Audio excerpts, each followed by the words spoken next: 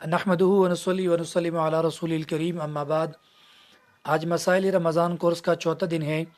اور سبق نمبر 4 کا یہ پہلا حصہ ہے۔ آج کے سبق میں سحری اور افطاری کی چند بنیادی مسائل انشاءاللہ بیان ہوں گے۔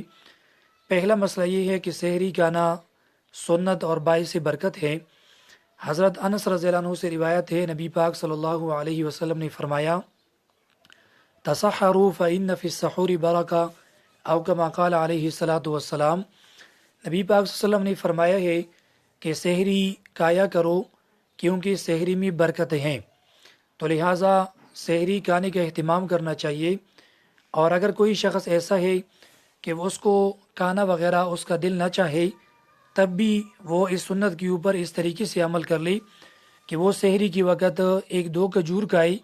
یا 1-2 گھونٹ پانی پیے یا ایک آدھا پان وغیرہ استعمال کرے، تب بھی یہ سنت جو ہے اس کی طرف سے ادا ہو جائے گی اور اسے انشاءاللہ ثواب ملے گا۔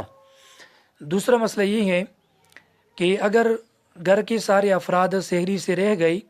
اور صبح صادق کے بعد وہ بیدار ہو گئے، تو ایسی صورت میں بھی ان کے لیے روزہ رکھنے کا حکم ہے اور وہ روزہ رکھیں گے۔ اگر انہوں نے روزہ نہیں رکھا تو سارے کے سارے گناہگار ہوگی اور یہ نہایت کم ہمتی کی بات ہوگی۔ اس لیے اگر کوئی شخص سحری سے رہ جائے تب بھی جو ہے وہ روزہ رکھ سکتا ہے اور وہ روزہ رکھے گا۔ تیسرا مسئلہ یہ ہے کہ اگر کسی شخص کی آنکھ رات کو دیر سے کھلی اور وہ یہ سمجھا کہ ابھی رات باقی ہے، حالانکہ صبح صادق ہو چکی تھی، تو ایسی صورت میں اس نے کچھ کھایا یا پیا اور بعد میں اسے معلوم ہوا کہ صبح صادق تو ہو چکی تھی، تو ایسی صورت میں اس کا یہ روزہ نہیں ہوا، بعد میں اس روزے کی وہ قضا رکھے گا، البتہ اس کے اوپر کفارہ نہیں ہے۔ اور اسی طرح اگر مغرب کی یعنی وقت سے پہلے، غروب آفتاب سے پہلے کہیں اذان ہو گئی یا کسی نے یہ سمجھا کہ ابھی مغرب کا وقت ہو چکا ہے اور اس نے کچھ کھایا پیا، تو ایسی صورت میں بھی اس کا روزہ ٹوٹ گیا اور بعد میں اس روزے کی قضا رکھنا ضروری ہے اور اس کے اوپر کفارہ نہیں ہے۔ البتہ سورج غروب ہونے تک وہ کچھ نہ کھا سکتا ہے نہ پی سکتا ہے، بلکہ وہ روزے کو مکمل کرے گا۔ چوتھا مسئلہ یہ ہے کہ اگر سحری کھاتے وقت یعنی وقت ختم ہو جائے تو ایسی صورت میں کھانا پینا فوراً بند کرے اور یہ سمجھنا کہ جب تک اذان ہو رہی ہے اور جب تک پیالہ ہاتھ میں ہے یا کچھ کھانا وغیرہ ہاتھ میں ہے تب تک وقت باقی ہے، تو یہ غلط فہمی ہے۔ لہٰذا جب بھی سحری کا وقت ختم ہو جائے یعنی صبح صادق کا وقت ہو جائے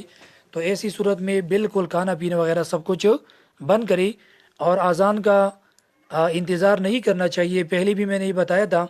کہ اذان جو ہے وہ صبح صادق کی بعد ہوتی ہے، اس لیے اذان کا انتظار نہ کرے بلکہ اپنے پاس ایک نقشہ رکھے اور اپنی جو گھڑیاں ہیں وہ معیاری وقت کے مطابق رکھے۔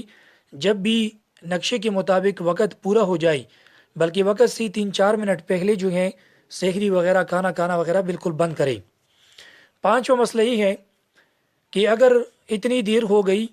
کہ کسی کو صبح ہو جانے میں شبہ ہو گیا، یعنی ابھی اسے شک شبہ ہے کہ ابھی صبح صادق ہو چکی ہے یا صبح صادق نہیں ہوئی ہے اور اس کے پاس معلوم کرنے کا کوئی ذریعہ بھی نہیں ہے،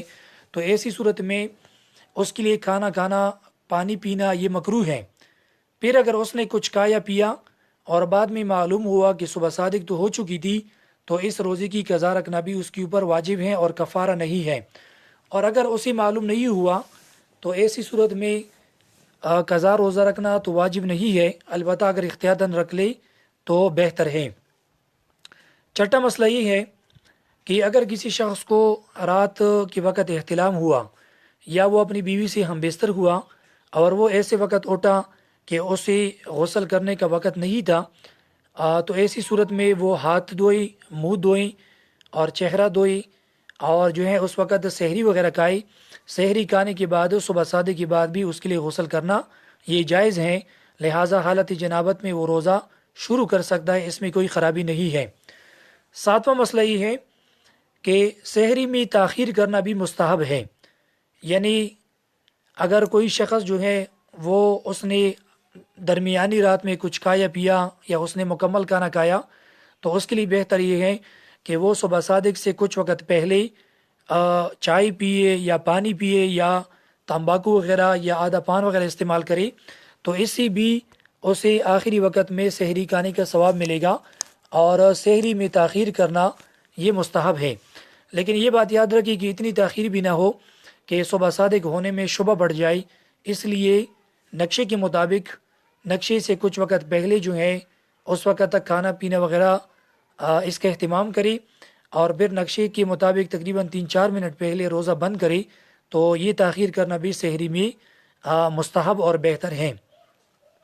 یہ سحری کے متعلق چند مسائل تھے۔ اگلے کلپ میں انشاءاللہ افطاری کے متعلق چند مسائل بیان کرتا ہوں۔